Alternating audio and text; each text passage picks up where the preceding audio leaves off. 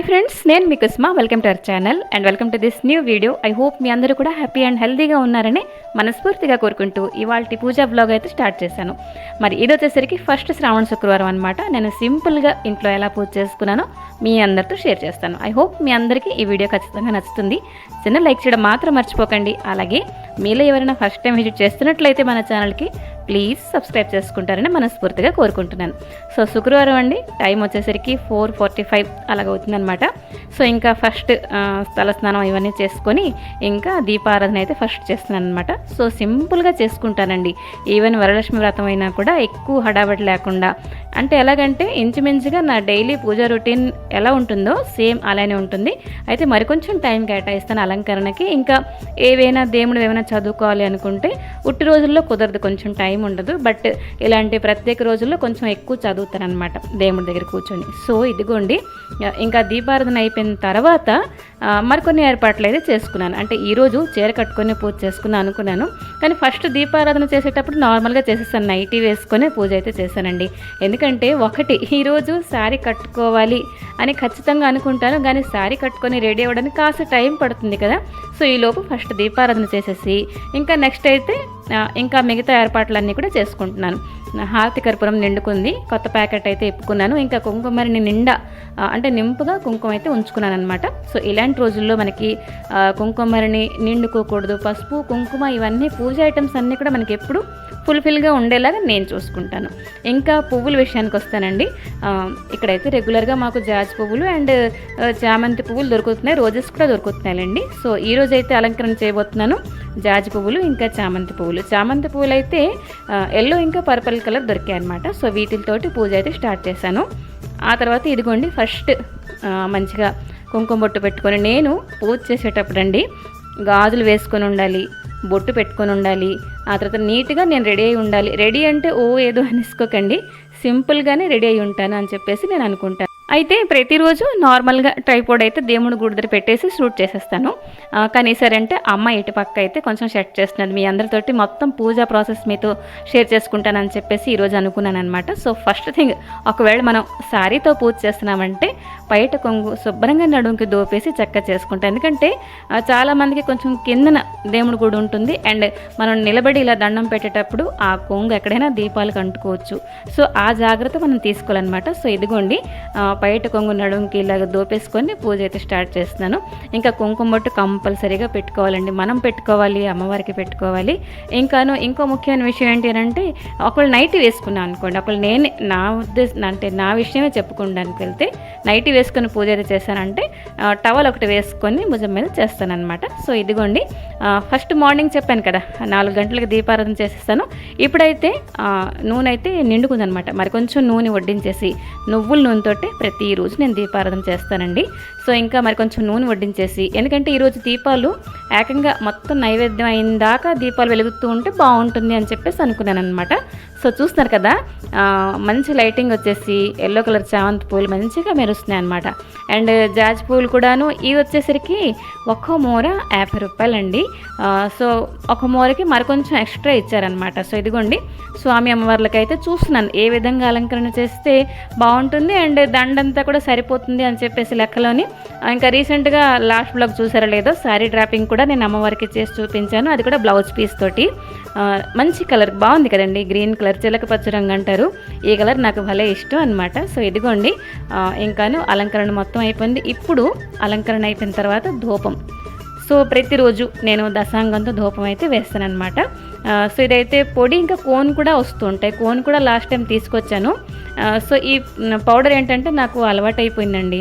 ఈ వాసన నాకు చాలా నచ్చిందనమాట. ఇల్లంతా కూడాను ఒక మంచి పాజిటివ్ వైస్, ఎలాగంటే మనకి ప్రశాంతంగా ఉంటుందన్నమాట, అంత మంచి వాసన. ఆ తర్వాత అగరవత్తులు కూడాను ఒక 2 ప్రతిరోజు మార్నింగ్ 2 అండ్ ఈవినింగ్ కూడా 2 అగరవత్తులతోటి ఇదిగోండి ధూపం అయితే వేస్తారనమాట. అండ్ నెక్స్ట్ నైవేద్యం విషయానికి వస్తే కొబ్బరికాయ తెప్పించాను. ఫస్ట్ శుక్రవారం కదా, మంచిగా పూజ చేసుకుందాం అని చెప్పేసి పువ్వులు అయిపోయాయి అండ్ కొబ్బరికాయ నైవేద్యం పెడతాను. సో ఫస్ట్ పాలు, ప్రతిరోజు పాలు అయితే కొంచెం పందార లేకపోతే మిశ్రీ ఉంటుంది కదా, పటికి పంచదార అంటారు, అదైనా వేసి నైవేద్యం పెట్టేసి హారతి ఇచ్చేస్తానమాట. నార్మల్ డేస్లోని ఇంతటితోటి పూజ అయిపోతుంది. అండ్ ఈరోజు చాలా ప్రత్యేకం కదా, మనం లక్ష్మీ అమ్మవారికి మంచిగా ధ్యానం చేసుకుంటాం కాబట్టి చూస్తున్నారు కదా ధూపం. ఆ ధూపంలో స్వామి అమ్మవార్లు ఎంత చక్కగా ఉన్నారంటే. అండ్ అక్కడ పూజ అయిపోయింది కదా, ఇక్కడ ఆ తర్వాత వచ్చేసాను తులసం చెట్టు దగ్గరికి. సో చాలా రోజులయ్యి తులసం చెట్టు దగ్గర దీపారాధన చేయలేదండి, ఎందుకంటే ఒక చెట్టు నిద్రపోయింది. ఆ తర్వాత కష్టం మీద వీధి గుమ్మల్లో మరో చెట్టు చూశాను, అమ్మయ్య దొరికింది అని చెప్పేసి తీసుకొచ్చాను. ఇక్కడ తులసం చెట్టు దగ్గర అయితే ఇక్కడ అరేంజ్ చేశాను అనమాట. సో చిన్న ముగ్గు వేశాను, ఒక 2-3 చామంతి పూలు కూడా అలంకరణ చేశాను అనమాట. అండ్ ఇక్కడ దీపం ఇంకా చిన్న కోన్తో అయితే ధూపం పెట్టేశాను అనమాట. సో ఇదిగో చూస్తున్నారు కదా, బాగుంది కదా. ఇదే వింటర్ సీజన్ అయితే ఈ పాటికి అసలు వెలుతురు రాదండి, కానీ ఇప్పుడైతే ఒక చూస్తున్నారు కదా ఎంత చక్కగా వెలుతురు కూడా వచ్చేసింది. అండ్ మిగతా తులసం చెట్లు అన్నింటికి కూడా వాటర్ ఇలా పోసేసి ఇంకా ఇంట్లో నెక్స్ట్ పూజ కార్యక్రమం అయితే స్టార్ట్ చేస్తానన్నమాట. ఈరోజు 3:30కి లేచానండి.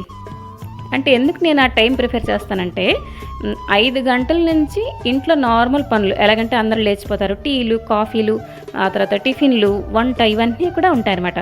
సో పూజ చేసే టైంలో కాసేపు 5 to 10 minutes అయినా కూడా మరి మధ్యలో లేవకుండా ఇటు అటు మైండ్ వెళ్ళకుండా ప్రశాంతంగా కూర్చొని పూజ చేద్దామని ప్రతిరోజు 3:30కే నేను లేస్తాను. అండ్ స్నానం ఇవన్నీ అవ్వడానికి ఒక అరగంట పట్టిద్ది. ఆ తర్వాత 4:30 నుంచి 5 వరకు నా పూజ కంప్లీట్ అయిపోతుంది. సో ఈరోజు కొంచెం లేట్ అయిందనమాట. అలంకరణ ఏమని ప్రత్యేక రోజుల్లో ఆల్మోస్ట్ లేట్ అవుతుందండి, ఎంత త్వరగా ఫినిష్ చేద్దామంటే అసలు కుదరదు. సో ఇదిగోండి ఈరోజు అయితే చక్కగా అమ్మవారికి మంచిగా ధ్యానం చేసుకున్నాను. అండ్ చిన్న ముగ్గు కూడా వేసుకున్నానండి. ముగ్గు అయితే మన వాకిట్లో ప్రతిరోజు ఉండాలన్నమాట. అది కూడా ఒక పాజిటివ్ వైబ్స్ తలక సంకేతం అండి. సో చాక్ పీస్ తోటి వేశాను, కలర్ ముగ్గు వేయడానికి కొంచెం టైం సరిపోలేదండి. సో ఇంకా ఇదిగోండి పూజ అంతా కంప్లీట్ అయిపోయి హారతి పాట అయితే చూసే పాడతానండి. ఇంకాను చూడరమ్మ సదులారా, ఇంకాను లక్ష్మీ రావే మా ఇంటికి అవనివ్వండి, లక్ష్మీ అష్టోత్తరం కానివ్వండి, బోల్డ్ ఉంటాయన్నమాట మనం చదువుకుందికి. అలాగే మణిద్వీప వర్ణన, ఆ తర్వాత కనకధార స్తోత్రం, ఇవన్నీ కూడా చక్కగా మనం చదువుకోవచ్చు. లేదా అనంటే ఫోన్లో ప్లే చేసుకొని అలా కూడా మనం పలికామంటే కొన్నాళ్ళకి మనకి అది వచ్చేస్తుంది అనమాట ఆటోమేటిక్గా. సో ఇదిగోండి నేనైతే లక్ష్మీ అమ్మవారి పూజ అయినా స్వామివారి పూజ అయినా కూడా ఇద్దరికి కలిపేసి పూజ చేస్తానన్నమాట. ఈవెన్ మార్గశిర మాసం లక్ష్మీవారం కానివ్వండి, శ్రావణ శుక్రవారం కానివ్వండి, నార్మల్ డేస్ అవనివ్వండి, ఈ పూజా విధానం అంతా చూస్తున్నారు కదా, నా రెగ్యులర్ పూజ ఇలానే ఉంటుందన్నమాట. కొంచెం చదువుకోవడం దగ్గర అయితే కొంచెం ఎక్కువ టైం తీసుకున్నాను ఈరోజు. ఇదిగోండి పూజ కంప్లీట్ అయిపోయింది, చామర సేవ కూడా కంప్లీట్ అయింది. అండ్ నెక్స్ట్ అయితే నైవేద్యంకి వెళ్తాను. ఈరోజు సింపుల్గా ఫస్ట్ శుక్రవారం కదా పొంగల్ చేద్దాం అనుకుంటున్నాను. ఎప్పుడూను పొంగల్ చేస్తానన్నమాట ఫస్ట్. అండ్ రెండో వారం వచ్చేసరికి ఎక్కువ నైవేద్యాలు పెట్టుకొని కనీసం 3 కుదిరిందంటే 5, అందులో పరమాణం కంపల్సరీగా ఉంటుందన్నమాట. అమ్మవారికి ఇష్టం కదండి పరమాణం.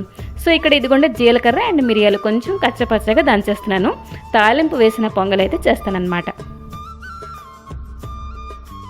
ఈరోజైతే అమ్మాయి కాలేజ్ లీవ్ తీసుకుంది కాబట్టి ఈ మాత్రం అంటే టైం దొరికింది. లేకపోతే తనకి జడ వేయడం కానీ కొంచెం రెడీ అవ్వడానికి కొంచెం నేను హెల్ప్ చేస్తూ ఉంటాను. అండ్ బ్రేక్ఫాస్ట్ దగ్గర కానివ్వండి, ఇవన్నిటికి మరి కొంచెం టైం అయితే నాకు కావాల్సి ఉండే. అలాగే కొన్ని పనులు చూసుకున్న తర్వాత నేను నైవేద్యం ప్రిపేర్ చేద్దామని కూడా అనేసుకున్నాను.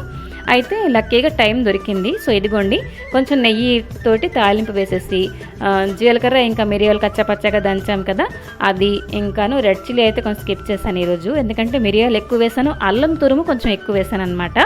అండ్ అల్లం తురుము కొంచెం ఫ్రై అయిపోయిన తర్వాత మంచిగా కొంచెం కరివేపాకు కూడా వేసాను అనమాట. సో ఇవన్నీ కొంచెం ఫ్రై అయిపోయిన తర్వాత అండి వాటర్ పోసేస్తాను. నైవేద్యం చాలా తక్కువ అండి, ఎక్కువ చేసామంటే కొంచెం రుచి పడదు అని చెప్పేసి నేను అనుకుంటాను. మీరు అలాగే అనుకుంటారా? కామెంట్ చేయండి. ఇంతకీ మీరు మొదటి శ్రావణ శుక్రవారం చక్కగా పూజ చేసుకుని ఉంటారని అనుకుంటున్నాను. కామెంట్ చేయడం మాత్రం మర్చిపోకండి. సో ఇదిగోండి ఒక చిన్న బౌల్ తోటి మనం రైస్ ఇంకా పెసరపప్పు తీసుకున్నామంటే దాంతో 3-4 గిన్నెలు వాటర్ అయితే పోస్తాను. ఎందుకంటే నాకు పొంగలి కొంచెం, నాకైనా మా అమ్మాయికైనా పొంగలి కొంచెం జారుగా ఉంటేనే ఇష్టం. సో ఇదిగోండి నైవేద్యం అయితే రెడీ అయిపోయింది ఆల్మోస్ట్. అంటే కుక్కర్లోని లాంగ్ సీటీ వచ్చిందనుకోండి, ఒక 2 సీటీ వస్తే చాలు. దగ్గర సీటీ వచ్చిందనుకోండి, ఒక 4-5 సీటీ వరకు ఉంచుతాను అనమాట. చూస్తాను కదా జారుగా చాలా బాగుంది. ఇది ఎప్పుడు నేను అలవాటు పడ్డానంటే తిరుపతి వెళ్ళేటప్పుడు ఒక హోటల్లోని ఇది ఒక బ్రేక్ఫాస్ట్లో ఇది ఇచ్చారనమాట పొంగలి, అంత నెయ్యి పోసేసి చాలా బాగుందండి. సో నేను అంత నెయ్యి పోయలేదు, కొంచెమే నెయ్యి వేసాను అనమాట. సో ఇదిగోండి నెక్స్ట్ అయితే నైవేద్యం పెట్టేసి, ఎప్పుడు నైవేద్యం పెట్టినా ఏ వస్తువు మన నైవేద్యం పెట్టినా కూడా శుభ్రంగాను మంగళహారతి ఇస్తాను. అయితే చాలామంది హారతి కళ్ళకు అద్దుకోకూడదంటారు, ఏదేదో అంటారండి. కానీ నేను ఫస్ట్ నుంచి ఏదైతే నమ్ముకుంటూ వస్తున్నానో, చేస్తూ వస్తున్నానో ఆ విధంగా సింపుల్గా చేస్తానన్నమాట. సో ఇదైతే మనం స్వామి అమ్మవార్లకి దిగదూడుస్తున్నాను అనమాట. మన దిష్టి ఎక్కడ తగిలి ఉంటుందేమో అని చెప్పేసి దిగదూడుస్తాం. అది మంగళకరమైన హారతి కాబట్టి కళ్ళకు అద్దుకుంటాను. సో ఇదిగోండి, పూజ అయిపోయిన తర్వాత మా ఇంట్లో వాళ్ళందరికీ రండర్రా హారతి తీసుకుంటారు అని చెప్పేసి పిలుస్తాను. అందరూ లైన్ వైజ్గా వచ్చేసి చక్కగా హారతి తీసుకుంటారనమాట. సో ఇంకా సరేనండి, ఈ పూజా బ్లాగ్ అయితే ఇక్కడితో ఆపేద్దాము. నచ్చిన లేని తప్పకుండా కామెంట్ చేయండి, నచ్చకపోయినా కామెంట్ చేయండి. ఫస్ట్ టైం విజిట్ చేసినట్లయితే ప్లీజ్ సబ్స్క్రైబ్ చేసుకోవడం అసలు మర్చిపోకండి, చాలా సపోర్ట్ చేసేవాళ్ళు అవుతారు. మరొక మంచి బ్లాగ్తో మీ ముందరికి వస్తాను. Till then take care and bye bye.